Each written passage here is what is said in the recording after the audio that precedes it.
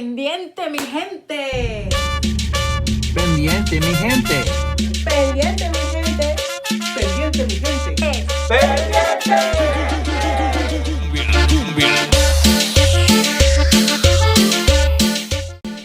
8 de la mañana con 31 minutos y bueno, en Pendiente mi gente, hoy tenemos un episodio muy especial.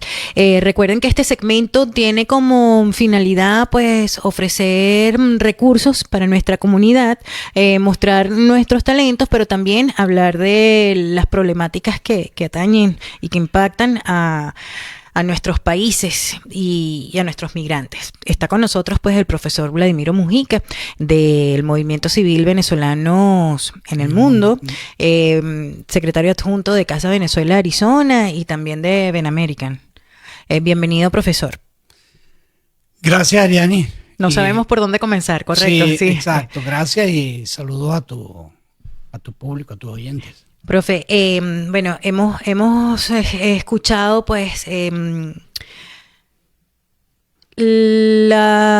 que no, de verdad que está un poco compleja la situación. Vamos a partir del principio de que, bueno, Venezuela está viviendo bajo un régimen dictatorial que ha obligado a millones de personas a abandonar el país. Y dentro de los países a los que muchísimos venezolanos han migrado es Estados Unidos. Hemos visto entonces recientemente medidas como la decisión de no renovar los TPS a los venezolanos y de eliminar el parol humanitario, bueno, no solo para venezolanos, sino para cubanos, haitianos y nicaragüenses, pero también venezolanos. Y bueno, esto ha afectado muchísimo a los migrantes venezolanos que están pues buscando nuevas oportunidades aquí en los Estados Unidos. También tenemos este caso de los venezolanos deportados y encarcelados en El Salvador. Y además vemos también en las relaciones pues esto de Chevron, de que bueno se le había dado un plazo hasta el 3 de abril, funciona Chevron, pero ahora se extendió. Entonces, no tenemos muy claros cómo es la situación. Desde la organización Venezolanos en el Mundo, ¿cómo están mirando estas circunstancias? Bueno, esto como tú lo acabas de describir, por supuesto, esto es un rompecabezas bastante complejo. Nosotros acabamos desde el Movimiento Ciudadano Venezolano en el Mundo sacar un comunicado ayer, precisamente, que toca todas estas cosas que tú estás señalando. Pero yo creo que para los efectos de tu audiencia y sobre todo los venezolanos, para poder navegar en estas aguas, navegar es mi palabra favorita en estas condiciones, para poder navegar en estas aguas tan complejas, lo primero, el eje vertebral de la argumentación que yo voy a dar tiene que ver con algo de lo cual nosotros tenemos que estar convencidos y estar absolutamente claros al respecto.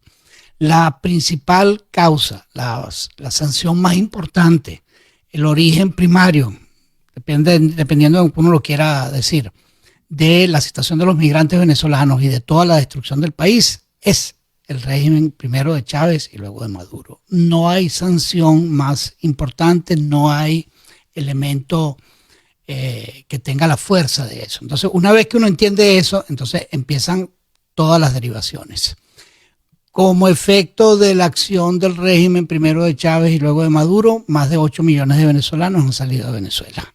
Es decir, el censo en verdad no se conoce en Venezuela porque las autoridades venezolanas no dan información confiable sobre el censo de población, pero digamos que es alrededor de probablemente entre un cuarto y un tercio de la población, que es la migración más importante en la historia occidental de los últimos siglos.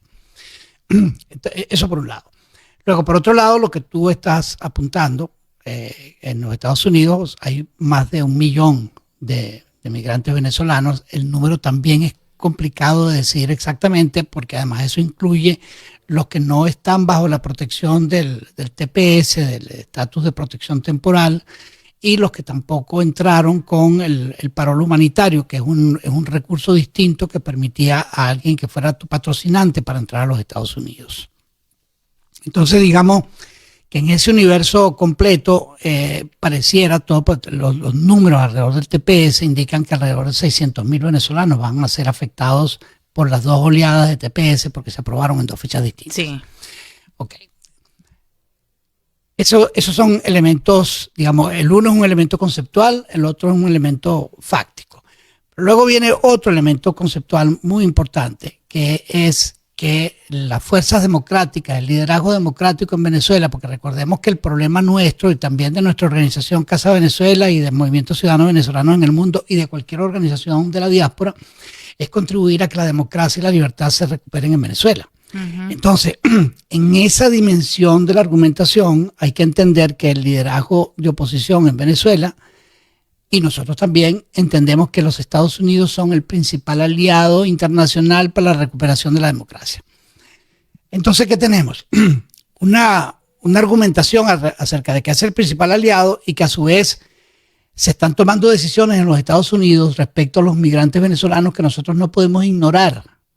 Y no las podemos ignorar porque traen incertidumbre, sufrimiento, etc. Una cosa y otra, ahora este otro eje de argumentación, entre todas las decisiones, todas las medidas que están tomando los Estados Unidos en relación a los migrantes venezolanos, nosotros tenemos que distinguir con absoluta claridad decisiones. Primero tenemos que entender que los Estados Unidos tienen toda la autonomía, igual que cualquier otro país, y eso hay que respetarlo para tomar las decisiones que el país decida tomar. Claro, claro. Segundo, hay que entender que hay una acción contra venezolanos que están involucrados en actividades ilegales, que están involucrados en organizaciones criminales, de las que más se ha hablado es del Tren de Aragua. Pero eso no quiere decir que sea la única organización. Y además, en la orden ejecutiva del presidente Trump sobre este tema de los venezolanos y que permitió la deportación con todos los bemoles que eso tenga, la deportación hacia El Salvador de cerca de 300, incluyendo algunos salvadoreños. Esa orden ejecutiva en la primera parte destacó con absoluta claridad la conexión entre dos organizaciones criminales, el Tren de Aragua y el Cartel de los Soles y el régimen venezolano. Eso es algo que nosotros no podemos ignorarlo. Es decir, está todo el malestar, todo el desconcierto que estas medidas originan, pero nosotros estamos prácticamente en una situación no de guerra no declarada del gobierno del régimen venezolano contra su propio pueblo.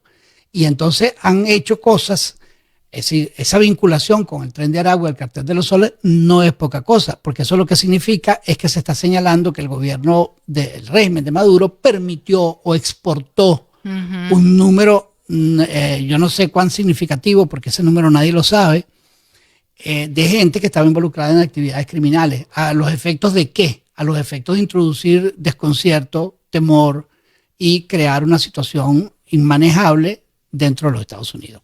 Entonces, en ese rompecabezas tan complejo, nosotros tenemos que ser muy claros, y con eso voy a terminar esta primera parte, nosotros tenemos que ser muy claros en que nos corresponde hacer dos cosas. Una, el defender la alianza con los Estados Unidos como como punto fundamental para superar la situación venezolana. Dos, pedirle a las autoridades norteamericanas que todo lo que se haga de acuerdo a la ley, se haga con respecto al debido proceso, entendiendo que hay una situación también dentro de los Estados Unidos de enorme polarización. Hoy nuevamente salió el tema de que hay un juez federal que está pidiendo acciones al gobierno norteamericano. Los venezolanos no podemos meternos de lleno en resolver un problema ni opinar sobre un problema que tiene que ver con la enorme polarización que hay en el país. Es tonto ignorar que el país se encuentra en una situación de mucha polarización entre los republicanos y los demócratas. Y si nosotros nos pretendemos meter en esa discusión de manera abierta, lo que nos vamos a enfrentar es una situación muy delicada, donde tú estás diciéndole a un país, tú eres mi principal aliado para recuperar la democracia en Venezuela, y yo simultáneamente tengo estas opiniones A o B sobre lo que está haciendo el gobierno norteamericano u otras instancias no solamente el Ejecutivo, sino otras instancias del gobierno norteamericano. Entonces, no creo que te respondí simplificando lo que tú me preguntaste. Lo que quise hacer fue hacer una panorámica de lo complejo que es esto y del deber que nosotros tenemos de dos cosas: defender que los Estados Unidos es nuestro aliado en la recuperación de la democracia y al mismo tiempo no quedarnos callados si es que ocurre alguna arbitrariedad. No lo podemos hacer. Porque hacer las dos cosas. Sí, sí, y eso pues es la complejidad que usted menciona en este caso. Se sabe que el TPS pues un beneficio que fue otorgado y que efectivamente pues se está en la potestad de asignarlo o no. Sin embargo, pues los venezolanos afectados aquí en Estados Unidos por esa medida pues están ante la situación que se está viviendo en Venezuela, porque no debemos tampoco olvidar lo que sucedió el 28 de julio, unas elecciones en las que el Consejo Nacional Electoral de Venezuela pronuncia a Maduro como ganador cuando las pruebas mostradas por la oposición demuestran pues diametralmente lo contrario.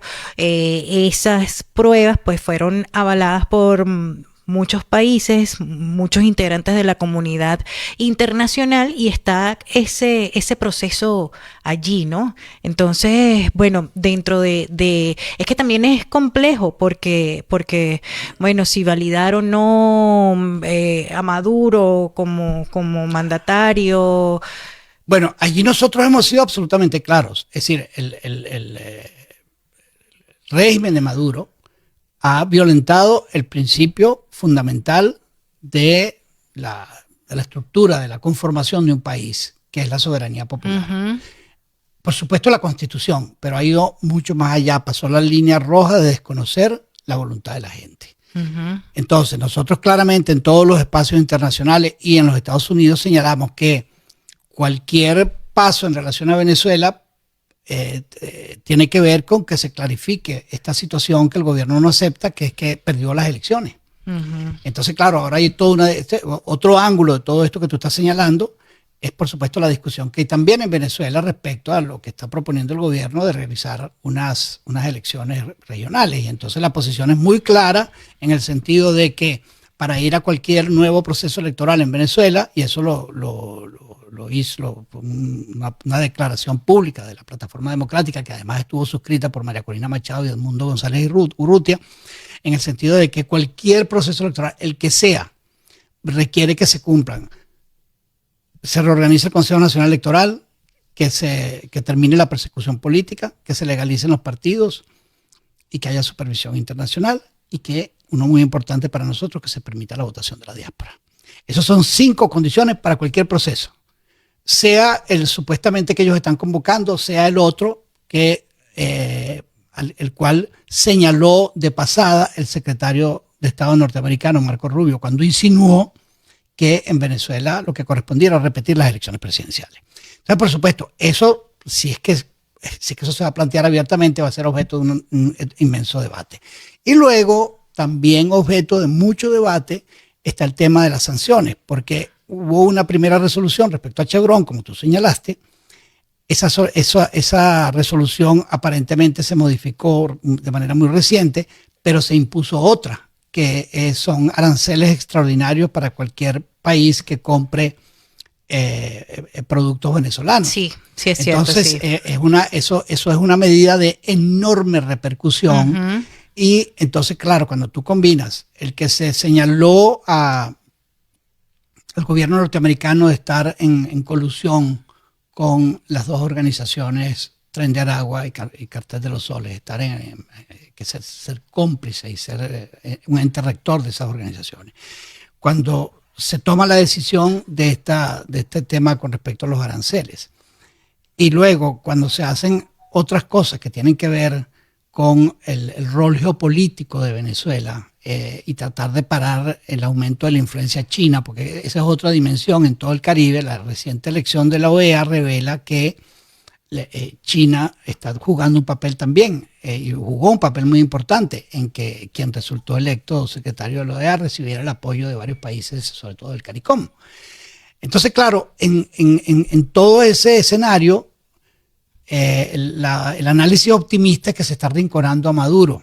¿Verdad? Ese es el análisis optimista. Que se está arrinconando. Que se está arrinconando a Maduro. Sí. Porque, el análisis menos optimista es que este arrinconamiento a Maduro es un proceso que no es lineal, pasa por oscilaciones que son muy complicadas y por cambios de rumbo. Por ejemplo, esto de cesar la licencia a Chevron y luego decir que no está cesada la licencia de Chevron. Todas estas cosas, aparte de todas las medidas, digamos, las que más le tocan a uno, que afectan a nuestros compatriotas.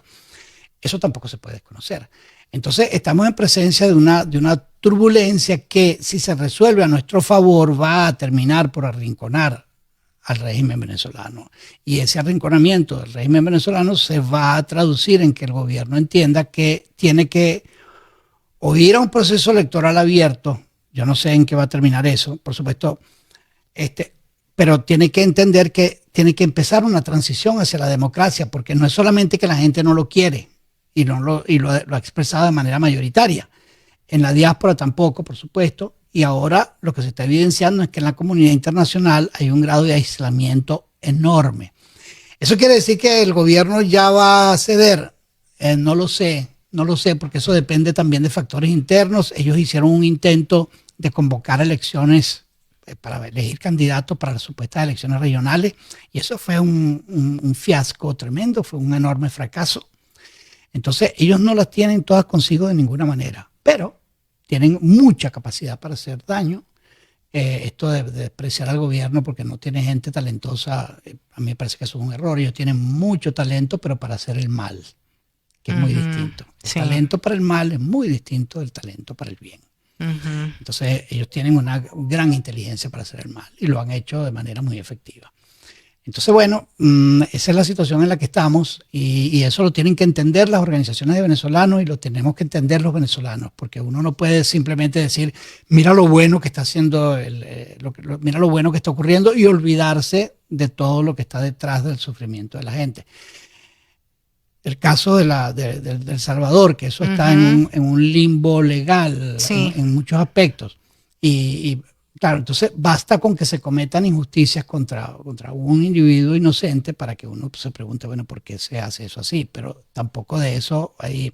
Y bueno, quizás valga la pena saber que ese instrumento que se utilizó en este momento fue utilizado en la Segunda Guerra Mundial contra los japoneses. Después del ataque a Pearl Harbor, los Estados Unidos usó exactamente lo mismo que está usando en este momento. El acta de 1796-98.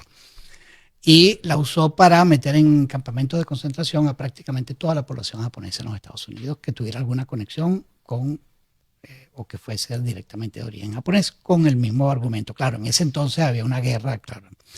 Entonces, no hay manera sencilla de hablar sobre esto. Yo sé que las pasiones son muy intensas, los dolores que se han ocasionado a los venezolanos son profundos, pero no hay que olvidar que el origen de todos esos horrores es la acción del régimen en Venezuela.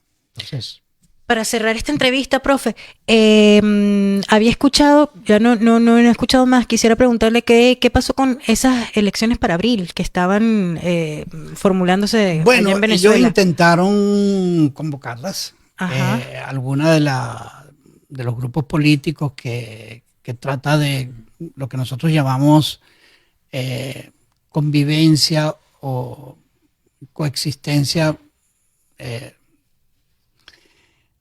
un poco muy discutible, porque para no usar calificativos más fuertes con el gobierno.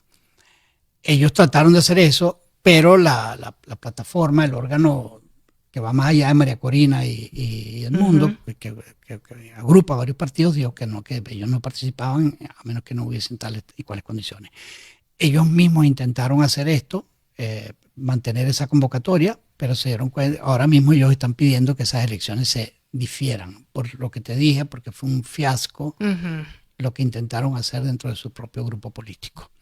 Entonces todo eso está en el limbo, y por supuesto ahora se complica ese limbo con la eventual propuesta de que se repitan las elecciones presidenciales. Y hay otra cosa que no nos podemos olvidar, que es que en el interín el régimen utiliza el retorno de los venezolanos y el sufrimiento de los venezolanos para hacer campaña. Es decir, es una combinación de los aviones esos que llegan y la gente cantando y no sé qué historia, y que los reciben en Venezuela, la Operación Retorno a Venezuela.